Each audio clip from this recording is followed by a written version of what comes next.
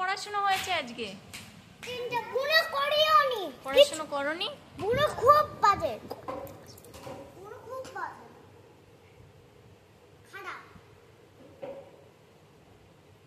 কেউ বনুকে বাজে বলে? মাম্মা পড়াশোনা করনি? না, স্কুল থেকে এসেই খেলাধুলা করলে, এইবার তোমরা বলছো কি করবা? টিভি দেখবা? তাহলে পড়াশোনাটি কি আলমারিতে রেখে দেবো আমি? ইশিকা তুমি বলো, তুমি কি করবা?